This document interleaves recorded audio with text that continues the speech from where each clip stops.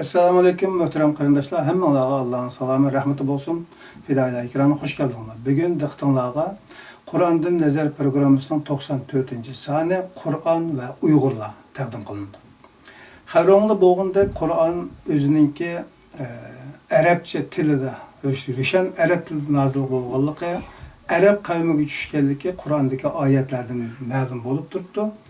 Shundoq ekan, nima uchun Qur'onga chaqiramiz degan savol aqllardan kechmay qolmaydi.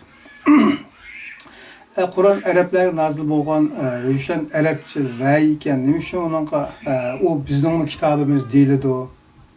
Qur'onning nimasi arabning, nimasi butun insoniyatning. Uyg'urlar Qur'ondan qanday qilgan unumli foydalana oladi? Qur'onning tarjima tafsirlariga qanday muomala qilish kerak? Qanday qilgan chog'da Alloh tarafidan nazil qilingan vahiyning asl maqsad muddasini to'g'ri yaxshi tushungan bo'ladi. Qatorliq mazmunlarning bugun shu dars orqali javoblanishini umid qilib, ekranimizda biz har haftada ko'rib kelayotgan Kerimzoir afandim bor. İnşallah birlikte öğrenimiz dostumuz Abdülaziz birodarniki kompüterda mesaj çıktı mı? Ben başta başladım dostlarınki saklab kalması için. Esselamu aleyküm ustaz, hoş geldin. Aleyküm selam ve rahmetullah. Qanday ahvallar edi? Yaxşı, Allah şükür. Buradan topla. Biraz ilgili deyip ötüp ketkendik. Bugünkü tema Kur'an ve Uygurlar oldu. Kur'an'ın Arapça işkelliği emmeyden ma'lum. Ancak nima uchun biz ona Qur'onning nereden biz qanday foydalanamiz? Qatorliq mazmunlar bo'yatini deb ketdik. Qavani sizlarga taqdim qilishlarga bog'liq. Ben Abdülaziz keldi, ben kendi çekiliş terişime inşallah merhamet gepsildi. Oldu.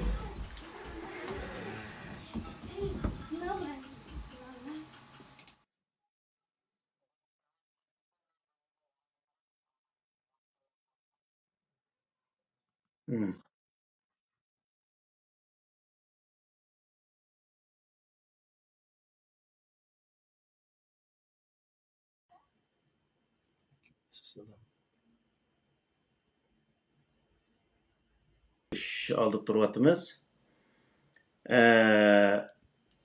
Maqsad muddao hazır deyilgandek nima uchun Qur'onga chaqiramiz? Bu nayet muhim bir mesele.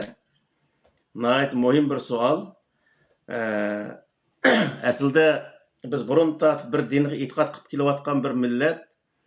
Endi o dinniki o biz e'tiqod qilayotgan e'tiqod qilib kelayotgan shu o'zi an'anaviy dinning ichidagi ba'zilari bizga to'g'ri kelmaydigan, ba'zi yerlar to'g'ri keladigan shunday bir narsalar bo'lganligi uchun biz alohida Qur'ondan nazar programmasi asosida shu Qur'on chaqirib keldik. Hem buningdagi birinchi savol, nima uchun Qur'onga chaqiramiz? Millatni nima uchun Qur'onga chaqiramiz? degan vaqtida Qur'oni Karimniki biz nurg'un yerlarda tushuntirib o'tdik. Qur'onniki Türkçe tarixchada biz tarixiy yerlari bor. Ya'ni 1400 yil burungi tarixga mansub yerlari bor. Nurg'unlagan hattoki Qur'oni Karimning ichidagi Payg'ambar alayhissalomniki qilgan so'z harakatlari tasvirlangan oyatlarning o'zi şu Peygamber Aleyhisselam'ın zamanısidagi voqealikka munosabatli bo'lganligi uchun shu tarixga mansub deb qaraladi. Va undan boshqa Musa Aleyhisselam, İsa Aleyhisselam, Adem Aleyhisselam tarixdagi burungi payg'ambarlar va o payg'ambarlarning qarshisida turgan insonlarning hammasiniki qilgan so'z harakatlari hammasi shu o'z zamoni va o'z makoniga mansub voqealik hisoblanadi. Onu hech qanday o'zgartib, uni hozirgi zamonga so'rashga bo'lmaydi. Hamda Qur'onniki universal nimalar bor hamda.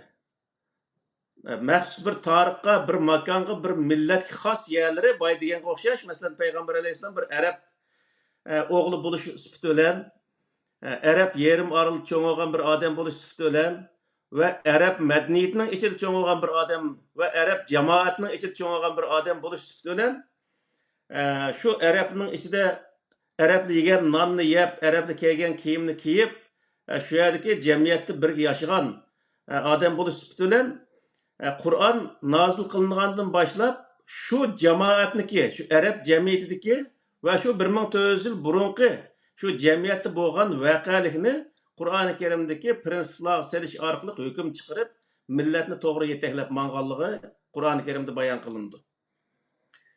Nurg'u yerida payg'ambar alayhissalomni maqtab va innaka la ala xuluqin azim degan o'xshash maqtash kelimalarimi bor Qur'onda. Nayt güzel axloqliq bir kishi ekanligi to'g'riliq. Va ba'zi yerlarda payg'ambar alayhissalom tanqidlagan yerlar bor. Vastagfirhu innahu kana tawwaba degan o'xshash mundaq oyatlar mavjud. Mushlarning hammasini birlashtirgan vaqtida payg'ambar alayhissalom nurg'u yerlarning o'zini to'g'ri aytmanganligi va ba'zi yerlarda kamchilik va xatolik bo'lganligi inson bo'lish bilan o kamchilik yoki xatolik bo'lgan yerda Alloh taolo payg'ambar alayhissalomga ogohlantirish berganligi haqida nurg'ulg'an Qur'ondan bundaq yerdan topa olamiz. Endi bizniki Qur'onga chaqirishimiz bu yerdagi maqsad nima degan vaqtida millatimiz islom dinini qabul qilgan kunidan boshlab arab madaniyatini, arab urf-odatini, arab ya'ni payg'ambar alayhissalom yoki sahobalar shu o'z zamonasida ijro qilgan islomniki, ya'ni Qur'oni Karimdagi prinsiplarini yoki o'zi buyruqlarini ijro qilgan shu ijroatga prinsip emas, prinsipga asosan ijro qilgan shu 1400 yil burunqi ijroatni din deb tushunib kelganligi uchun bu din bo'lmaydiganligi va dinniki shu zamondagi bir ijroat qismi ekanligi va dinning o'zi nima degan vaqtda Qur'oni Karimning ichidagi prinsip ekanligi va u prinsipni har zamon va har makondagi u Qur'onniki prinsipini qabul qilgan to'plum yoki insonlar ashuna qarta o'ziniki jamiyatdagi masalalarni tatbiqlash orqali masalani hal qilish lozimligini so'zlab o'tdik. Ya'ni bu yerdagi Qur'on chaqirishdagi maqsad degan vaqtda nima uchun Qur'on chaqiramiz degan vaqtda mana shuning uchun. Ya'ni bunday aytgan vaqtda bir millat yoki bir to'plum bir davlatni qurish uchun ya davlatga bir nizom keltirish uchun qanday qilish kerak degan vaqtda ya o'zi tuzib chiqish kerak u nizomning o'zini yoki to'g'ri nizom bo'lsa boshqalarniki to'g'ri nizom bo'lsa uni qabul qilib u davlatga uni qo'yish kerak. Shu orqali u yerdagi o davlatning o'zini bir nizomning ustiga bir sistemning ustiga o'ltirg'izib, uningki shu sistemga asoslanib, u yerda qonun prinsiplarni chiqarish orqali davlatni to'g'ri boshqarib mangdigan gap endi. Misol hozirgi vaqtda dunyoda sotsialist tuzum deymiz, kapitalist tuzum deymiz, demokratik tuzum deymiz, laik tuzum deymiz, mana shu nurg'ulg'an tuzumlar bor. Her davlat o'ziniki jamiyati va atrofidagi davlatlarning amal ahvoliga qarata o'ziga eng to'g'ri keladigan, shu jamiyatga to'g'ri mos keladigan bir tuzumning o'zini qabul qilish orqali u qabul qilgan narsaga asoslanib qonun prinsiplarini tuzib, shu davlatning o'zini qanday qilsak to'g'ri boshqaramiz, millatni, davlatni qanday qilganda shu texnik yaxshi taraqqiy qilamiz degan maqsadda shunday tuzumlarni qabul qildi. Endi bizning ajdodlarimiz islomni qabul qilishdan burun tuzumni o'zi yezib, o'zi tuzab manganki. Masalan, Uyg'ur urfin xonligi deymiz, shu nimalar Ko'kturk xonligi deymiz, hunlarniki davridan tortib asosan hamma zamonlarda o'zining amaliy ahvoliga qarata shunday o'zi nimaning sistemini o'zi tuzib, shunday qarata o'z davlatni boshqarib, shunday kelgan ekan. Ham qachonki Uyg'ur urfin xonligi yiqilib Qarxonlar davlati qurilgandan keyin o Qarxonlar davlatimi yana shu Uyg'ur urfin xonliginiki xonligidan olgan shu davlat boshqarish tuzumining o'zini qabul qilib, shu bo'yicha boshqarib mangan ekan. Va lekin Sutq Bug'roxonning zamonasiga kelgan chaqda u yerda u arabniki o'zi dinini qabul qildik deb o'tirib, u yerda o'zi dinni aslini tegidiki, ya'ni dinniki o'zini qabul qilmasdan dinning ijroatini qabul qilib qolgan shu vaqtning o'zida. Payg'ambar alayhisalom ani qilgan, payg'ambar alayhisalom mani qilgan, ani degan, yoki sahobalar ani qilgan degan shularning ish harakatining o'zini qabul qilganligi uchun bu yerda sistemani qabul qilmay, sistemani sistemi kılınan icraat, hem de icraat değilse eğer şu rivayetinin özüne Peygamber aleyhisselam ve sahabeler özü icra kılan nese değilgen takdirde şu nesini kabul kılan bulmasa o peygamberge ve sahabelerge nispet verilgen hikayelerini din namıda kabul kılan. O sebepten ne bolgan diye vakıda millet tamamen Arap medeniyetini, Arap örf adetini kubul kılışka başlagan. Mesela şu 1000-ci yılların 11-ci əsrlərdə şu Mehmet Kaşqariniki yazgan şu Türk Tilla Divan degan kitapның özümü milletning içinde naati özümüş Arap Farisi tillarına naati bek öz berilip ketiş öjep ketkenligi üçün bu yerda bizning tilimizmi boshqa millatning tilini qilib qolmaydiganligini millet tanıştırış ve başkalarını tanıştırış maqsadida Türk Tilla Divanı yazılgan misal. Onun sırtında devletni başka yerden bir tüzümle ekilip başka olmasa bulmaydigan bir aşındaq bir düşünce bo'lganligi uchun o devlet başkuruş tüzümünün özünü mü mesela Yusuf Hasacip şu neme Qutat Qubulik degan özü nemenin özüne kitapını yazıç arqılıq devletni qandaq başqurdu, padişah qandaq buluş gerek, adalet qandaq oludu, fuqarolar qandaq boysunuş gerek degandek nurg'unlagan narsalarning o'zini yezib davlat boshqarish bir nizamining o'zini yezib chiqqan shu nima Yusuf Hasajitning o'zi Qutat Qubulikni o'qisa hamda shunchalik o'zalqi masalan shu hozir 1400 yildan birisi arabniki shu hikoyasini o'qiymizmi shu Sahih Buxoriy, Sahih Muslim degan shu rivoyat hikoyalarni o'qiymiz. Aşı hikayelerini oqandımı özü nurgulgan yaxşı mazmunlarni adam özü his qılalaydı şu nemenin özünü oqsa. Qutat Qubulikni oqsa. Özümüzge nayet faydalı aşındaq näsler derhal qolumuzga chiqadi. Bu rivoyatni o'qitchi desa, emtahun aniqan, semtahun maniqan, aygör su içken, mayver nayigen degandek shundaq hikoyani aytib, undan unutni mazmun chiqaramiz deb, andan keyin o yerda xato narsalarni insanlar təşviq qilish orqali shundaq o'zi millatni haqiqiy dinga emas, dinniki shu zamondagi ya'ni koni bir ijroat, ya'ni 1400 yil burungi ijroat degan nayt koni bir ijroat endi. Aşı icraatning o'zini yerlashtiramiz deb o'zi millatga shundaq qilib kelgan. Bu asli dinniki asosi, prinsipi, ya'ni asosi emasligini Qur'oni Karim bayon qiladi. Dinning asosi nima degan vaqtda dinning ichidagi ijroatning, ya'ni Qur'onning ichidagi bo'lsin, mayli Qur'on teshilki ijroatlar deb hisoblangan narsalar bo'lsin, uning hech birisi din bo'lmaydiganligi. Din faqat Qur'oni Karimning ichidagi prinsip, ya'ni prinsiplar ekanligi. Masalan, o'g'illik haqida qo'ygan prinsiplar, zina haqida qo'ygan prinsiplar, misol zulm haqida qilingan prinsiplar, qo'ygan prinsiplar, jihad haqida qo'ygan prinsiplar, iman, e'tiqod haqida, ibodat haqida qo'ygan prinsiplarning hammasi nima desa, shu prinsipga asoslanib turib, u yerda bo'layotgan ibodatlarning o'zini, masalan, ibodat qo'ygan prinsiplarning o'zini misolga olgan vaqtida jamiyatda ibodat deb qilinayotgan narsalarning o'zini u Qur'oni Karimdagi o prinsip sog'andan keyin uning qanchalik ibodat emas. Ashundaq o'zi tasqilib chiqadigan gap endi. Shu sababdan, shu maqsadda biz o'zi bu Qur'on nimadaki hozir jamiyatimizda bo'layotgan, Uyg'ur jamiyatida bo'layotgan ibodat olsun, e'tiqod olsun, nurg'unlagan amallar olsun va yoki tashviqotlar olsun, tabliğlar olsun, ashlarniki qasi dinga mansub narsalar va qasi dinga mansub emas narsalar. Buni arish faqat Qur'oni Karim orqali mumkin bo'ladi.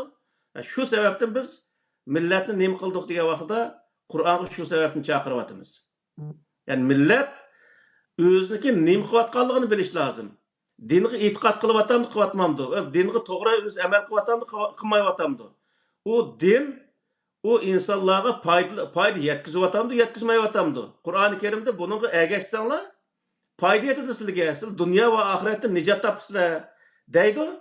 Va lekin bu millat bizcha degan vaqtda bu nijotlikni topay deyotamdi yoki yani texmbek patqoqqa kirib ketyapamdi. Bunun o'zini millatga to'nishtirish maqsadida bu Qur'oni Karimga biz o'zi millatni chaqirib kelyapmiz yani. Shu birinchi savolniki nemisi mana shundaq. Allah razı olsun. İkinci sualını okudun mu ya okulup oldu mu? Okulda okusu boludu endi hoca. Bir He, sual katardı. tamam. Kur'an Araplarga nazil bo'lgan ro'shan arabcha vahiy ekan. Nima uchun u bizning bu kitobimiz deyiladi u?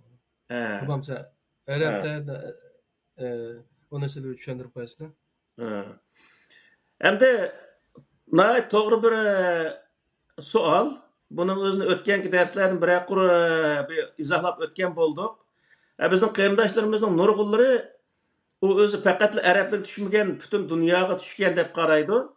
Ammo butun dunyoga rahmat ekanligi to'g'riliq Qur'oni Karimda oyat bor. Qur'oni Karim butun insoniyatga rahmat bir kitob ekanligi to'g'riliq. Bu to'g'ri to'xtaldik albatta. Endi bu arabga tushirilganligi haqida mu nihoyat uch oyatlar bor. Masalan, Qur'oni Karim sura Yasin'dagi 5-lik oyatida vel Qur'anul Hakim inneke leminel mursalin ala sıratın mustaqim tenzilel azizir rahim litunzira kavmen maunzira abahum fehum gafilun degan oyatning o'zi mu atbovullari hech qandaq o'zi ilohiy kitobdan g'afil qilib qolgan shundoq bir millatni ogohlantirish uchun tushirilganligi. To'g'riliq mana shu sura Yasinning 5-da shu oyatlar buni bayon qiladi va boshqa oyatlar degan vaqtda biz seni Mekke ve Mekke'nin etrafındaki insanların agahlandırışın için ebeddik deydi.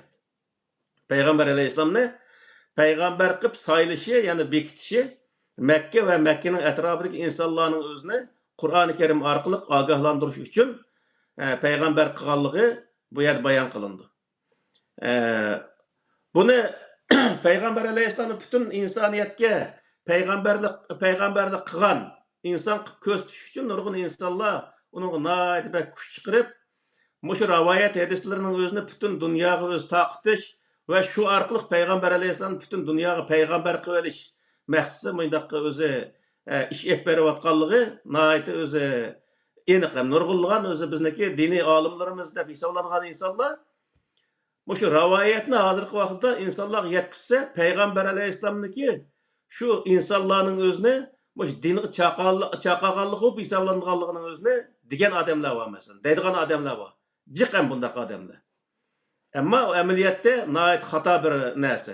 Peygamber Aleyhisselam 1400 yıl burun dünyaya kelgan, Arap yerim arıl dünyaya kelgan ve şu Araplarning hammasi emas, yani şu bir qism Mekke Medine onun etrafındaki insanlarga Qur'oni Kerimni yetkizgan bir kishi. Xolos. Endi Qur'oni Kerimni bizniki buning nemisi arabcha bo'lishining sababimi Peygamber Aleyhisselam ve o yerdagi qavmning o'zi o millat Arab bo'lganligi uchun uningga Alloh taolo arabcha tushirgan. Chunki arabcha tushirmasa uning o'zini insonlar bilolmaydi misol. Bu bizniki kitobimiz o'qib qolishining sababi nima? Nimishki bizning kitobimiz o'qib qoldi degan vaqtida biz tuzum to'g'riliq to'xtalgan vaqtdami shuni bir qo'r bayon qilib o'tdik. Tuzum bir yerda maydonga keldi. Bir yerda dunyoga keldi. Dunyoning bir yerlarida ish qilib bir qabilaning orasida olsun yoki bir millatning orasida olsun bir rayonda o'zi dunyoga keldi ve o xalqan o'zi uni yoqtirgan insonlarning xalqan insonlar uni qabul qilib o'ziniki rayonlarga ko'chirib akilib ishlatishga bo'ladi. Xuddi masalan sotsializm tuzumi mana nimada Londonda yozilgan bo'lsa, uning o'zini Jungo Kompartiyasining o'zi Jungo qapirib ishlatganga o'xshash, Vyetnamliklar Vyetnam qapirib ishlatganga o'xshash, masalan Misrliklar Misr qapirib ishlatganga o'xshash, shunday nega qapirib ishlatsa, u ishlatgili bo'ladigan bir narsa. Ya'ni o'ziniki shu davlatni boshqarishga, shu millatga foydali deb shunday o'zi qarasa, shunday ishlatsa bo'ladi. Xuddi shunga o'xshash islom degan vaqtda arab yerim aralida dunyoga nima maydonga kelgan bir din. Ham uning o'zini bizning ota-bobamiz bir qism zolimlarniki qilishniki zo'r bilan bo'lsa-mu, o'shaga o'zi uni qabul qilib qilgan bir zamonli bo'lgan, nurg'un bir qismlarining o'zi ixtiyor holatda qabul qilgan yerlarim bo'lgan. Ammo buni qabul qilgan vaqtida uniki naq o'zini qabul qilmasdan uning shakallari bilan qo'shib hammani qabul qilib, hammaning o'zini din qilib olgan misol. Shuning uchun bu yerdagi narsa nima degan vaqtda, savolning o'zi kelgan vaqtida Qur'oni Karim Arabcha tushirilib, Arab yerim orliq qarta tushirilgan bo'lsa-mu, uni qabul qilish har bir insonniki yoki har bir millatning o'z ixtiyorligiga ish bo'lganligi uchun u ixtiyor holatda keyingi vaqtda ixtiyor holatda misol bizniki Uyg'ur xalqi yoki Turkiston xalqlari buni qabul qilgan va uning o'zini din qilib, hatto davlat dini qilib bekitgan misol shu vaqtning o'zida. Shuning uchun bu yerda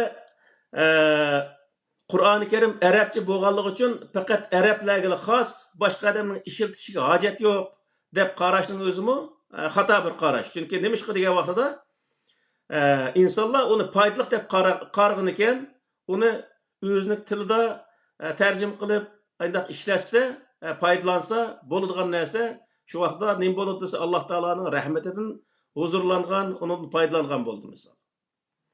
Shu vaqtda u biznikimi kitobimiz bo'lib hisoblandi. Chunki biz uni qabul qilgandan keyin u kitobmi bizningki bo'ladi degan gap endi. Bizningmi bo'ladi masalan, arabning bo'lganga o'xshash, bizningmi Qur'oni Karim bizning bo'ldi. Ya'ni shu hozirgi vaqtdami arablar Qur'oni Karim faqat bizning kitobimiz demaydi. Nima uchun degan vaqtda uni qabul qilgan har qanday odamning kitobi bu.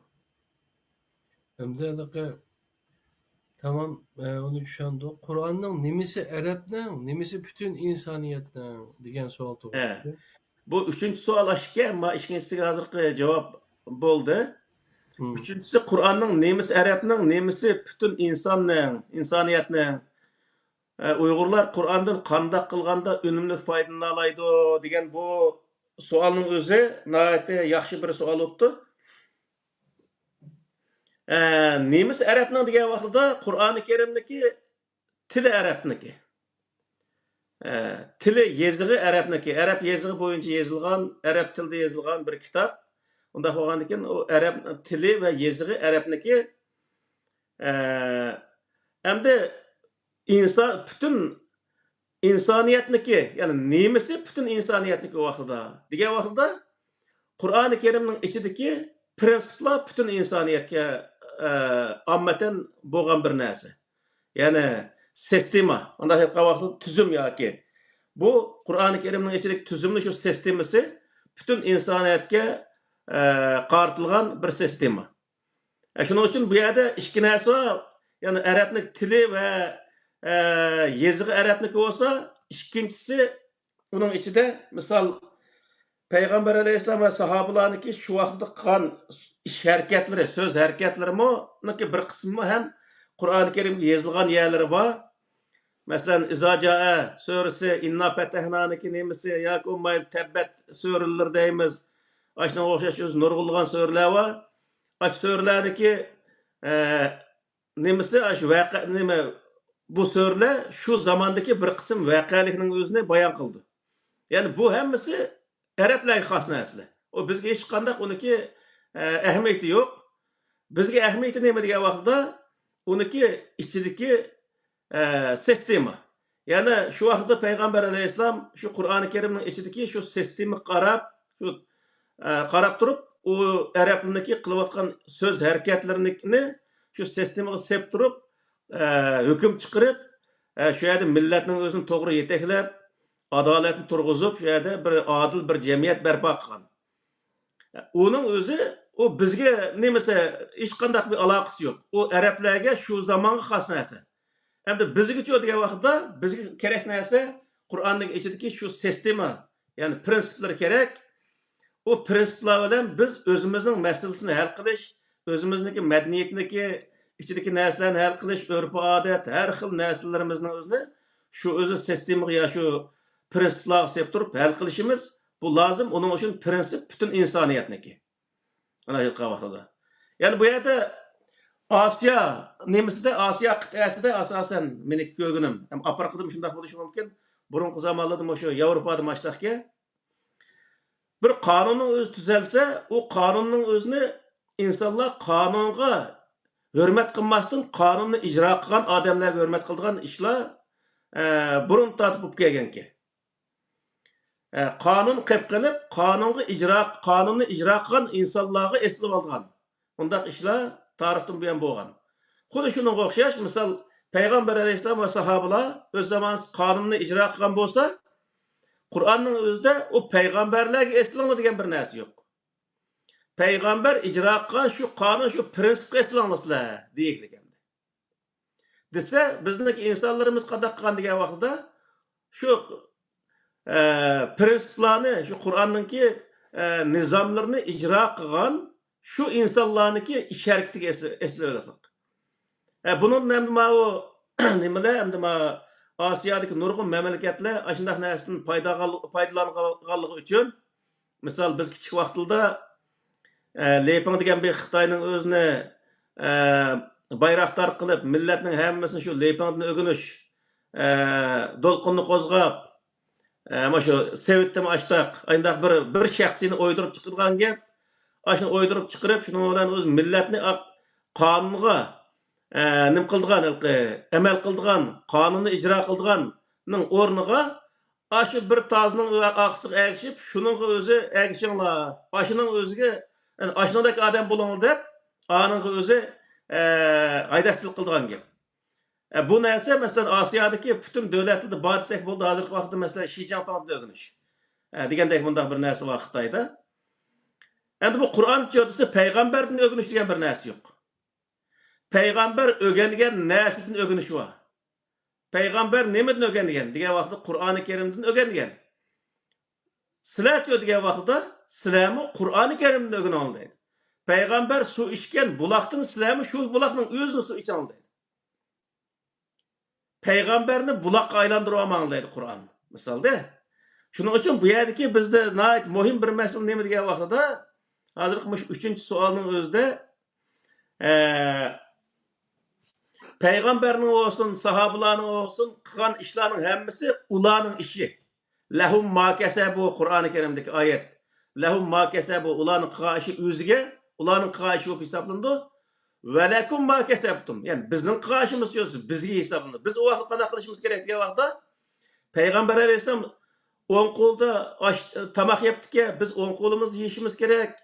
Uyga sol putini o'ng putul kiribdiki, taloq sol putul chiqibdiki deb uningdan o'rganmasdan Qur'oni Kerimdan o'rganishimiz. Yani Qur'oni Kerimda bizga nemani bo'ryapti? Buni qilishimiz nihoyat muhim. Chunki buniki nihoyat muhim bir nuqtasi bor. U nuqta nima degan vaqtda Peyğəmbər Qur'onning o'zini o qadar shunday mukammal holatda ijro qildi degan taqdirdami, hech bir zaman 100% ijro qilinmoqlik. Hech bir inson, ya'ni Qur'oni Kerim emas, har qanday bir payg'ambar bo'lishdan qat'iy nazar, o payg'ambar o ilohiy kitobning o'zini 100% ijro qila olgan bir payg'ambar tarixda yo'q. Uning uchun Qur'oni Kerimda nurg'un payg'ambarlar zikr qilingan bo'lsa-mu, o payg'ambarlarning nurg'un yeri tanqidlagan yeri bor. O tanqidlashning sababi nima degan vaqtda shu o'zi buyruqni ya Qur'oni Kerimning ichidagi shu prinsip nizomning o'zini 100% ijro qilinmaganligini isbotlaydigan bir narsa ekan. 100% ijro qilinmagan bir ishning o'ziga biz bir ishning, bir ish harakatning o'zini biz o'zimizga din qilib olishning o'zi bu endi nihoyat haddi hisobsiz bir xatolik degan gap. Shuning uchun Qur'on nima deydi degan vaqtda payg'ambar shu Qur'oni Kerimga ergashish orqali, Qur'oni Kerimda qil deganini qilish orqali, qilma deganini qilmaslik orqali o nihoyat go'zal axloqli bo'lgan, nurg'un ishlarning o'zini g'albilik oxirlashtirgan, nurg'un muvaffaqiyatlarni qozongan misolda, nurg'un nijotlarning o'zini yetgan misol. Ya'ni mana shu aytgan vaqtda Qur'oni Kerim va'da qilgan narsalarning nurg'unlariga yetgan. O nima uchun degan vaqtda Qur'oni Kerimga to'g'ri eslganligi uchun. Endi bu yerdagi narsa nima degan vaqtda payg'ambar alayhissalom Qur'oni Kerimni yana bir tarafdan aytgan vaqtda o'zining shu sharoiti, shu jamoatning ichida bo'layotgan ish harakat va ishki tashqi dushmanniki misol ahvol qarab turib, u Qur'onning o'zini shu yerda shu holatda ijro qilgan.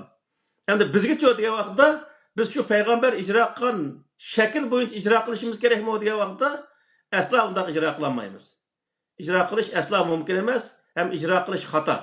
Nima uchun degan vaqtda payg'ambar bo'lgan har bir payg'ambarning o'zi ilohiy kitoblarni o'ziniki zamon va makonda o'ziniki amaliy ahvoli, ya'ni shu jamiyatniki amaliy ahvoliga qarta, ishki tashqi ahvol qarta uni ijro qilgan bo'lsa, bizmi Qur'oni Karimdagi shu prinsiplarni hozirgi vaqtda ijro qilishni qanday qilishimiz kerak degan vaqtda biz agar ashuni tatbiqlashga to'g'ri kelsa, bizmi aynan ashunga o'xshash, ya'ni qanday ijro qilishimiz kerak. Yana shu ishniki, ya'ni ishki tashqi ahvol qarta aniq qanday o'zi shuni muvofiq holatda ijro qilish nihoyatda muhim ekanligining o'zini ko'rsatib degan gap. Asla o payg'ambarni doğurdum deb o'tirib, bu yerda biz uning xalqi zamoni o'tib ketgan. Masalan, payg'ambar alayhisalom shu zamonda Makkaliklar bilan va atrofidagi nurg'un qabilalar bilan siyosatda nurg'unlagan o'z siyosat ep bo'lgan ishlari bor. Ammo payg'ambar alayhisalomning siyosat qilgan siyosati shu zamondagi ahvolga loyiq holatda ep menilgan. Ammo biz ash siyosatni aynan ko'chirib akilib, hozirgi vaqtdagi jamiyatga moslashtirib, hozirgi jamiyatda shu siyosatni yapmamız degan vaqtda, hozirgi jamiyatda o siyosat bilan bir sho'rini boshqa qilolmaydi. Misol, o zamondagi ilmlar bilan hozirgi vaqtda bir sho'dijan qilolmaydi. Anaqa vaqtida. Shuning uchun bu yerlik narsa nima degan vaqtda Qur'on bütün 25 payg'ambarni zikr qilish bilan birga her bir payg'ambar o'z zamonasidagi ahvolga to'g'ri muomala qilganligi, nurg'un sahada, nurg'un o'zi 80-90% ashunday o'z to'g'ri muomala qilganligi va masalani to'g'ri hal qilganligining o'zini bizga bayon qildi. Bu bayon qilishi nimani ko'rsatdi degan vaqtda bizmi Qur'oni Karimdagi shu prinsiplarga zamonimizdagi masalalarni to'g'ri sola olgan vaqtda masalalarni to'g'ri hal qila olganligimizni ko'rsatdi. Ya'ni u payg'ambar alayhisalomning zamonasida bir o'zi qo'yib qo'ygan bir andizning o'zini biz hozirgi vaqtda akilib, o zamondagi chaponlik andizni akilib, hozirgi vaqtda mashu andiz bilan biz kostyum burolka tikimiz desak, o kostyum burolka bo'lmaydi o narsa. O boshqa bir narsa chiqadi u yerda. Shuning uchun bu yerdagi narsa nima degan vaqtda Qur'oni Karimning ichidagi prinsip aslo o'zgarmaydi hech bir zaman. Ammo uni ijro qilish, uningga tatbiqlangan masalalar davomli o'zgarib turadi. Ya'ni bir zamonda yashayotgan bo'lsakmi, ya'ni hozirgi zamonda masalan 2025 da yashayapmiz. 2025-yilning o'zida ham Londondagi vaziyat bilan masalan Afrikadagi yoki Somalidagi bir vaziyat ikkisi bir-biriga o'xshamaydi. Shu vaqtda masalani hal qilgan vaqtda qanday qilamiz degan vaqtda Londondagi masalani Qur'oni Karimdagi shu prinsipga asosan Londondagi sharoit qarta hal qilish lozim. Somalidagi masalani degan vaqt Somalidagi masalaning o'zini Qur'ondagi shu prinsipga asosan Somalidagi sharoit qarta hal qilish lozim. Shu vaqtda u masala to'g'ri hal qilingan bo'ldi. Ya'ni shuning uchun bu yerdagi narsa nima degan vaqtda hozir her bir qilingan ish shu zamoniga mansub bo'ldi. Ya'ni Qur'onning nemisi arabning degan vaqtda bay degan o'xshash so'zi, yezig'i va payg'ambar alayhisalom sahobalarning shu zamon qilgan ish harakatlarining hammasi shu arabning shu zamon qilgan ish harakatiga mansub bo'ldi. Va o payg'ambar alayhisalom qo'llangan shu prinsiplar bütün insoniyatga o'rtaq bir narsa bu hisoblandi. Ya'ni insoniyatga o'rtaq bo'lgan narsa nima degan vaqtda prinsip. Herkes onundaki ish harakat o insoniyatga o'rtaq bo'lmaydi. Bunun oxiridagi savolning o'zi Uyg'urlar Qur'ondan qanday qilganda unumli foydalana oladi degan savol keldi. Bu savolning o'zimi shu boy deganga o'xshash Qur'onning o'zini biz 1400 yil burungi bir tushunchaga xoslashtirib, 1400 yil burungi ijroatga xoslashtirib, ijroat to'g'ri deb o'tirib ijro qilgan vaqtida yoki masalani ashunga tatbiqlash orqali hal qilamiz degan vaqtida u aslo masala hal qilolmaydi. Boy deganga o'xshash bir shodining masalasini hal qilolmaydi. Agar biz o Qur'oni Karimdagi o prinsiplarning o'zini hozirgi zamondagi turayotgan makonimiz, turayotgan jamiyatimizdagi masalani shu o'zi nimaga Qur'oni Karimdagi shu prinsipni sepib turib hal qilgan vaqtimiz degan vaqtida u vaqtda masalani to'g'ri hal qila olamiz. U vaqtda Qur'oni Karimdan qanday qilamiz degan vaqtda to'g'ri foydalana olamiz. Yana bizda nurg'ulg'an ishlar bor, misol payg'ambar alayhisalom o'z zamonasida musulmonlar bilan shunday o'zi yaxshi o'tgan va atrofidagi qabilalarda nurg'ulg'an o'zi qabilalar bilan ittifoq kelishimi tuzish orqali ulardan nurg'ulg'an siyosatni to'g'ri o'ynaganligi uchun foydalana olgan misolda. Hozircha degan vaqtda Qur'onni o'zini shu siyosat sohasida nurg'ulg'an o'z xato bundaq tushuncha bo'lganligi uchun faqat o'z qavm qarindoshlarimiz yoki dinga ishonadigan insonlardan foydalanish lozim, shular bilan ish birlik qilish lozim degandek bundaq xato bir qo'llanish bo'lganligi uchun bizniki Qur'oni Karimdagi shu siyosat sohasidagi prinsiplardan o'zi to'g'ri, unumli o'zi foydalanmay kelyotishidagi sababi bu. Agar ashning o'zini biz qandaq vaqtda to'g'ri foydalanamiz degan vaqtda uniki dini hech qanday bizga aloqasi yo'q, e'tiqodi hech qanday bizga aloqasi yo'q. Uniki o'zi insonligidan, ya'ni qanday foydalanamiz degan nuqtaga Qur'oni Karim ko'rsatgan bo'yicha biz amal qilgan vaqtda deganda Uyg'urlar o vaqtda o Qur'oni Karimdan nihoyatda unumli, masalan, foydalana oladi. Allah razı olsun. Hem de şu Kur'an'ınki tili, Arapça, ama onun içindeki uçur, onun içindeki prensipler bizge münasebetlik kısmı şu hem de dedik. Ama hazır bizde Kur'an'ı şu vaktiki Araplar nicatlığa eriştirgen nerse şu Kur'an, Peygamberninki nimelerde hadislerge ergiş veriş gibi bir yak tutulsun. Aşı Kur'an'ın yazılı veriş, aşı ki veriş değil mi şu? Düşünmesin mi şu? Moşu en çok ibadet katar üteplilik değil mi şu? Hazırsız davet kandak. Aslında onun içindeki mezmun, onun içindeki prensiplerden biz önümlü faydalanışını bilişimiz gerektiğini dediler. Allah razı olsun. Hem de kandak kılganda mesela Kur'an'ın tercüme ve tefsirlerine kandak muamele kılınış lazım. Hazır hem de kaldığımızda mesela Muhammed Salih Damallam'ın burunmam da Uygurlar şu 9.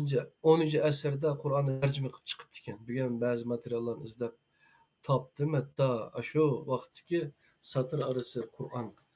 Tuncu Türkçe, yani Uygur Türkçesi de, Karakallah Türkçesi de tərcümə qılınıb dikən Qur'an. Onundan keyin şu evimiz bilimiz hem de Muhammed Salih Damallam tərcümə qıldı. Aşı çağlarda hem de Qur'an tərcümə qılınsa bulunmaydı da Kur'an'a karşı bir nasıl şekilden kaptı ki cemiyet için. Şunun tercümesini oturup çıkırış için ma nurgulagan mollamlarının nimelerini elip imzalarını için. Ola vay şu tercüme kısı buludu degen dinkin halkka kabul kıldırılıp dikende. Şuna boğan takdirde mi yine halkның arasında mı Kur'an'ın tercüme kılısı bulmaydı bu bek ulu kitapta deydigan onun tercümesi arkalık Kur'an'da düşünüşke tirişinin üzerine Kur'an'ın Allah'ın demekçi olan yetküzgen nimesinin kayıp gitiştik apırdı da bende hata düşünceli var. Bunun kanda karayımız. Onun o şu aşı adamlık nazarda toğra endi. Nima uchun degan vaqtida ularniki tutayotgan dini ayrim bir din Qur'onni o Qur'onning o'ziga qaytgan vaqtida u dindan qayib ketganligi aniq endi. Shaxsan men qayib ketdim misol. Ashu an'anaviy dindan qayib ketdim misolda. Qur'onning o'zini ashu yaxshi tarjim qilishni bilgan odam u an'anaviy dindan qayib ketdi endi. Ular ashu an'anaviy dindan qayib ketmaslik uchun ko'rsatayotgan bir tirishchanlik mana bu vaqtida. Mening farzimda. Bo'lmasa bu Qur'onni bir arabcha kitob bo'lsin, bir o'zi deydi. Bizga o payg'ambar alayhisalom unda haqoratlarni qilmadik. Ular u qadar haqorat qildiki, xat yozishni bilmaydigan, shundoq bir o'zi savodsiz qarqo'saq bir odam deb hisoblaydi. Ama shu hech nima bilmaydigan, hatto xat yozishni bilmaydigan bir odamning o'zi tushungan bir Qur'onning o'zini boshqa insonlar tushunolmaydi misol. O Peygamber Aleyhisselam onu faqat hamma yeri oliy maktab bitirib kelgan ziyolilik o'qib kelgan emas, uni molchiliga, tijoratchilikka o'qib kelgan kitob bu. Shu molchilar hammasi shuni o'zini dehqonlar hammasi tushungan shu vaqtda. Demek ki nima degan vaqtda Qur'onning o'zini insonlar tushungili bo'lgan bir kitob ekanligini o'sha yerda ko'rib oldi degan gap.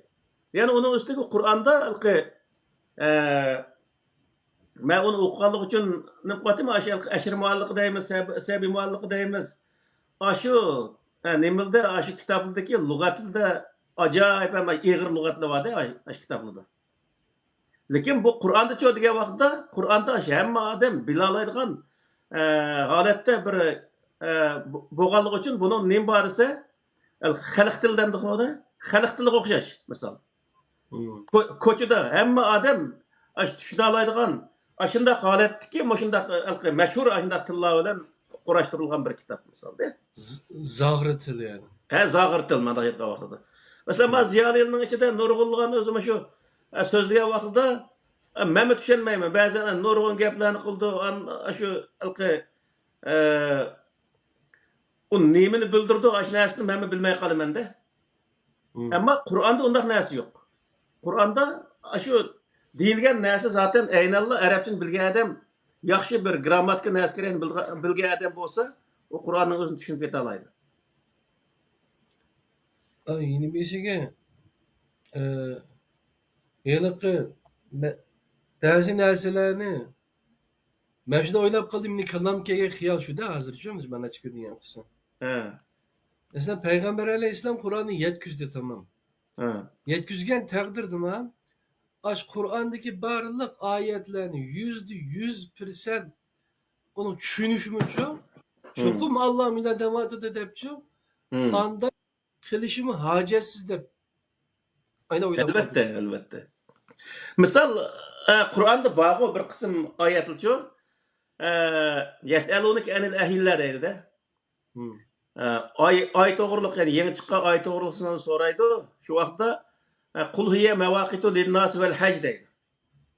Ular sen u oy bilan insonlar hajni vaqtini bekitdi va o'ziga boshqa bir vaqtlarni 5-oyning 10-kuni faloniyaga borma yoki olmaydi 6-oyning faloniyaga borma deb mana o'ziga vaqt belgilaydigan bunday bir narsa deb javob berdi.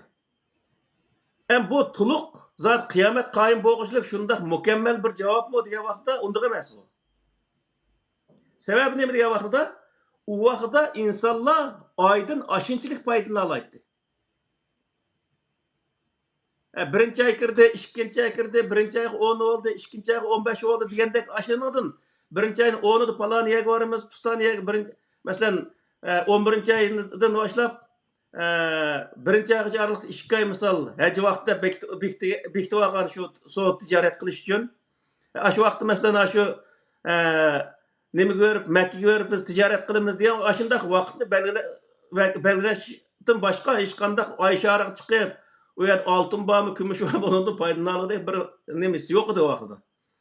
Yo'q bo'lganligi uchun uningga shu vaqtdagi insonlar foydalanolgidek, ya'ni shu vaqtdagi insonlar qabul qilaolgidek bir seviyadagi narsaga javob berishlik Qur'on. To'g'ri. Agar uningga endi hozirgi vaqtda oyda andaq narsa bor, mandaq boylik bor, uning o'zi moshundaq bir narsa yasasak, aşağıya chiqsak, oltinni ko'lab tutsak, andaq beyib ketimiz desa, Peygamber Aleyhisselam Qur'onning o'zini o'qib berayotgan vaqtning o'zi sarang deyotgan odamlar u gapni qismini deydi shu vaqtda. To'g'ri. Payg'ambar ketib qolibdi bu demamdi. Shuning uchun bu yerlik narsa nima desa, Peygamber Aleyhisselamning nurg'ulg'an Qur'oni Karimdagi oyatlarga bo'lgan tushunchasining o'zi tushuntirishi insonlarga shu zamondagi insonlardagi amal ahvoli qarta shu sharoitni shu insonlar ko'tara oladigan narsa ko'tara oladigan nima seviya bilan tushuntirgan misol. Masalan, hayvonlar to'g'riliq bir oyat bor-da. Shu oyatning ichida vel khayla vel biqala vel hamira literkabuha ve zina deydi. Aş hayvanni bir tarafdan zehri qilib kelib, qo'y naslining o'zini zehri qilib kelib, uni kelqi terisini foydalanishlar, jo'ndan foydalanishlar, andaq deb uni foydasini so'zlab kelib, ot eshak qachak kelgancha uni minib foydalanishlar deydi. Misolda. Hamda agar hozirgi sharoitda o'sish desa, hozirgi Yevropaning sharoitida hamda mindigan qarta ot eshakni hech kim zikr qilmaydi hozirgi vaqtda. Mashina va hozirgi vaqtda. Peygamber Aleyhisselam şu vaqtda o ot eshakni qo'yinglar, u narsaga osti bilmaydigan narsalar u Muşundaq maşına tötçaq va, mındaq mаңдыған нәрсілі va, ақ көк деген болса, қәнімді айтып вақыда. Demek bu yerdeki нәрсе neymi degan vaqtida u ilqi nima ilqi prinsip o'zgarmaydi. Prinsip nima degan vaqtda foydalanish. Shu yerda foydalanishning o'zini belgilagan. Prinsip o'zgarmagan. Hech qanday bir vaqt mashina olsaqmi, mashinadan maqsad nima desa, foydalanish. Eshakni, qachirni, otni beqishimiz sababmi undan foydalanish bo'lgan gap. Qo'y beqishimiz, kal beqishimiz hamma narsa foydalanish uchun qilgan gap. Bu yerda hamma narsaga nima desa, bir tal o'zi narsani o'tirib qo'yiqliq foydalanish degan narsani o'zi. Prinsip bu. Hatta Kur'an'ın üzümü şu paylanış için. Onun uchun bu yerdagi narsa nima degan vaqtida ilqi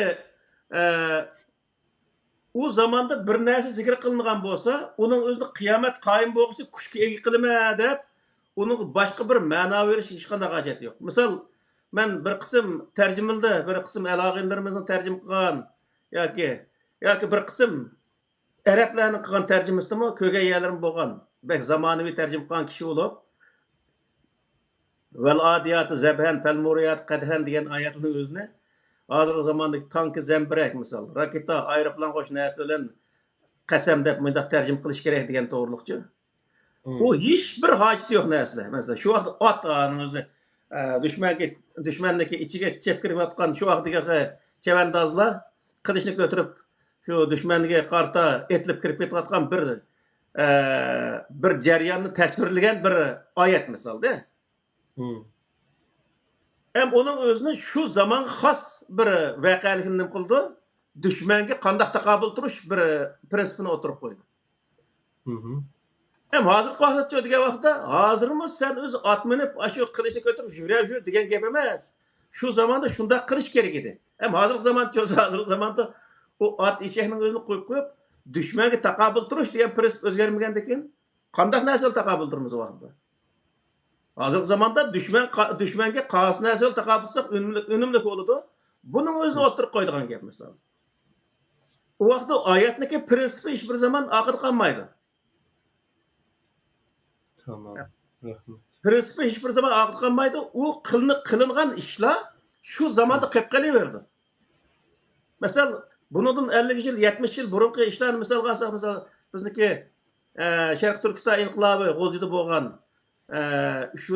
shu nimaniki o 33-yildagi inqiloblar hammasida ilqi tumshug'idan o'qni qachilaydigan miltiqni ishlatgan shu vaqtda. Hammasi avtomat, beshatani ishlatgan yeri yo'q. Hem şu zaman mesela o'qya atqandan av mingaza yaxshi. Endi hozirgi vaqtda beshata şu zamandagi tasdiq pilmotl deymiz, kinolda ko'ratdik misolda. Aşnasini o'tirgan nima qilib, aşnamay urush qila olamdi. Bo'lmaydi. Hozirgi zaman boshqa. Bu yerlik narsa nima desa, dushmanga taqobil turish degan prinsip hech bir zaman o'zgarmaydi. Mayli odamlar tosh davri bo'lsin, mayli o'zi keyingi o'tir zaman bo'lsin, hozirgi taraqqiyot zaman bo'lsin, buningdan keyingi qanchalik taraqqiyot zaman bo'lishini qat'iy nazar prinsip asla o'zgarmaydi. Ammo u yerdagi ishlatiladigan narsa, qilinadigan ish o davomli shu zaman va shu makonga xos bo'ldi. Uning uchun bu yerdagi narsa nima degan vaqtida payg'ambardan o'ginadigan narsa prinsipga amal qilish. Buni nima qilish lozim? Payg'ambar shu prinsip bo'yicha ish qilishda nihoyatda ching turgan odam. Mana shu bo'yicha Qur'oni Karimdagi shu prinsipga amal qilish, shu prinsip bo'yicha ish qilishni o'zimizga nizom qilsak, bu nihoyat to'g'ri bo'ldi. Ammo payg'ambar shu ishni qilganki deb, shu ishni mushundaq qilganki, masalan, to'yga minib berib qilganki, otga eshak minib berib qilganki deb, biz ot minib olsak, eshak minib olsak, hozirgi vaqtda hech qanday ishni qila olmaymiz degan gap. Shuning uchun bu yerdagi narsa nima degan vaqtda Qur'ondan unumli foydalanishniki yo'li, Qur'onniki prinsipini yaxshi bilish kerak. Siyosatda misol nurg'ulg'an shu biz prinsip to'g'riliqni to'xtalamiz, maxsus prinsip to'g'riliqni to'xtalamiz degan bir gapni qilgan to'g'riliqni to'xtalmadik. Ammo siyosat to'g'riliqmi misolda ichki tashqi siyosat to'g'riliq nurg'un qatim dedik. Ichki siyosatda adolat, tashqi siyosatda manfaat. Qur'oni Karim buni o'tirib qo'ydi misol. Bu peygamberin zamanısı mı? Şundaqtı mesela Nuh Aleyhisselam zamanı olsun, İbrahim Aleyhisselam zamanı olsun, qandaq bir zaman bolsun, şu zamanda mı şundaq olgan, hazırkı bütün devletindeki siyaset hem şu. Taşqi siyasetde menfaat, içki siyaset adalet. Adalet bolmagan devletin hemmesi de zulüm. O millet onun qaqşaydigan gep. Misal. Talep kılındıgan nesi bu? Yani taşqi siyasette menfaat talep kılındı, içki siyaset adalet talep kılındı.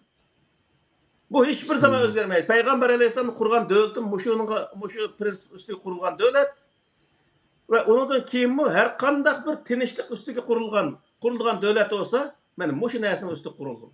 Mesela Avrupa'daki devletinin hemmisi asasen o'zi uniki bir qism qonunlarni hisob qilmagan vaqtda adalet üstü kurulgan devletler. Misalda insonlik üstü kurulgan. Yani unda bo'lgandan keyin bu yerda islomga zid kelmaydi degan gap.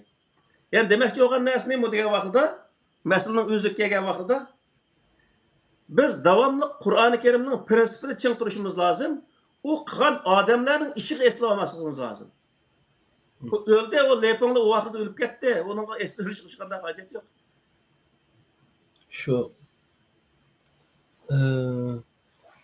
ya muşu to'g'riliq emdeliki biz qandaq qilgan, qaysi usulda qilgan, qandaq qilgan deb shu nimasiga eslab oldik emas, ama nima uchun qilgan degan savolning javobini topa olsak, undan keyin biz uni shu aşağıda qilgan ishni hozirgi nimamizga akilib, uni andan keyin hozirgi tatbiqlab qo'lini olaydi ekanmizda.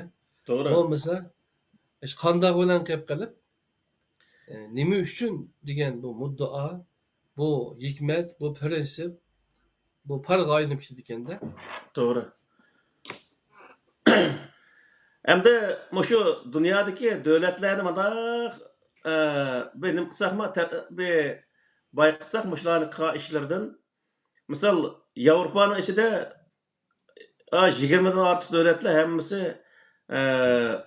mush Yevropa ittifoqining nurg'un shunday nima demokratik davlat deb qaraymiz.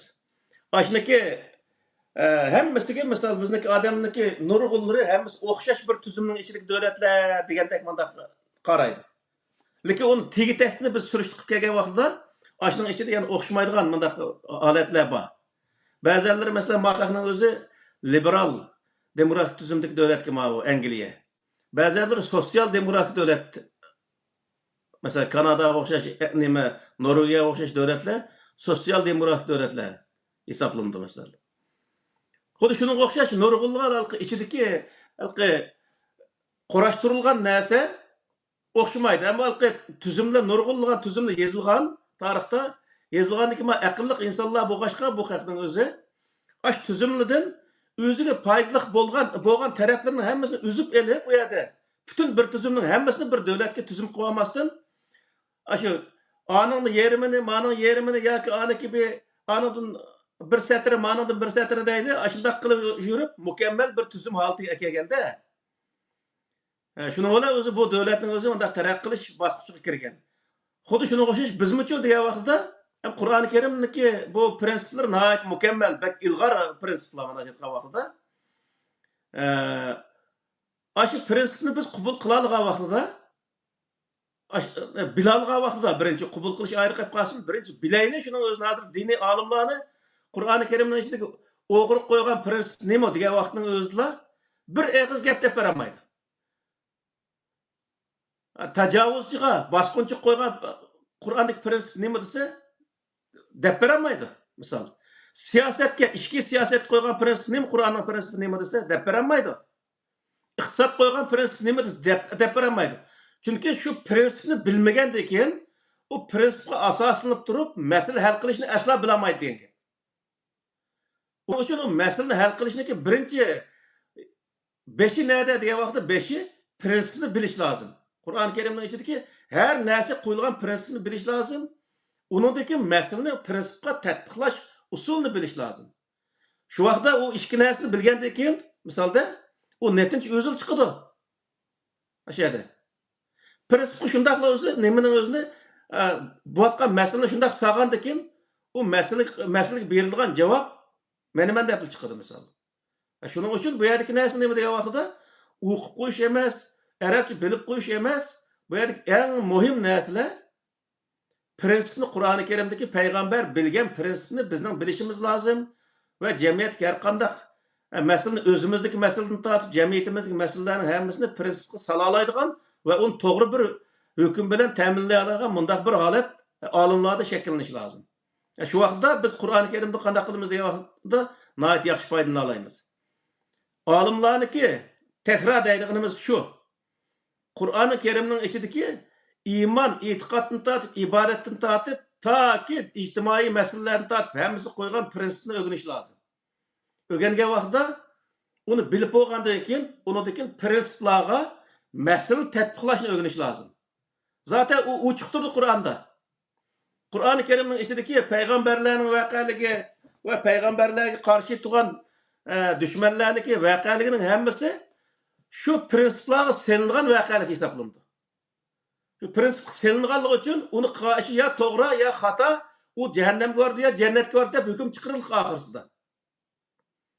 Bo'lmasa u yerda u boshqa bir narsa yo'q. Shuning uchun bu yerdagi narsa nima desa, biz birinchi nuqta nima degan vaqtda Qur'onniki prinsipini, ya'ni nurg'un odamlar bor, e'tiqod sohasida bir qism prinsiplarni tushunishlik, ammo u ahkam sohasida hech qanday prinsipni bilmaydi misolda. Allohning bor birligi deymiz, va kazalqi an qism mushrik bo'lib ketdi, man qism mo'min bo'lib ketdi degandek, an qism musulmon bo'ladi degandek bundaq narsalarning o'zini bildigan odamlar bor. Ammo jamiyatdagi